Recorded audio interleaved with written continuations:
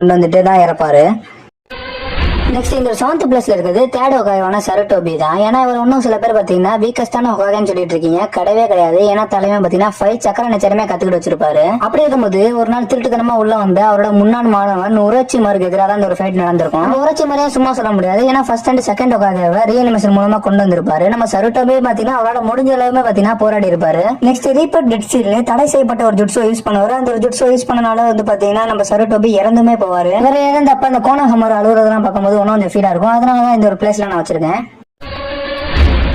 இந்த லிஸ்ட்ல டாப் 6ல யாரு இருக்கான்னு பாத்தீங்கன்னா நம்ம நருட்டோ அனிமில ரொம்பவே ஃபேமஸான நம்ம குராமா தான். ஏன்னா நம்ம குராமா நருட்டோ அனிமில இறந்திருக்காது, புருட்டோ அனிமில தான் இறந்த மாதிரி காட்டியிருப்பாங்க. நம்ம நருட்டோ பிறந்தனே குராமாவை நம்ம நருட்டோ கூட சீல் பண்ணிருப்பாங்க. அதனாலே பாத்தீங்கன்னா குராமா நம்ம நருட்டோ கூட தான் கடைசி வரைக்குமே இருந்திருக்கும். நருட்டோமே சொன்ன மாதிரி குராமாவோட வெறுப்பெல்லாம் போக்கிருப்பான். குராமாவுக்கு ஒரு பிரதர் மாதிரி இருந்திருப்பான் நம்ம நருட்டோ. அப்படி இருக்க குராமா நம்ம நருட்டோ ஒரு ஃபைட்ல வந்து பாத்தீங்கன்னா சாவுற அளவுக்கு போயிருவான். அதுக்கு குராமா என்ன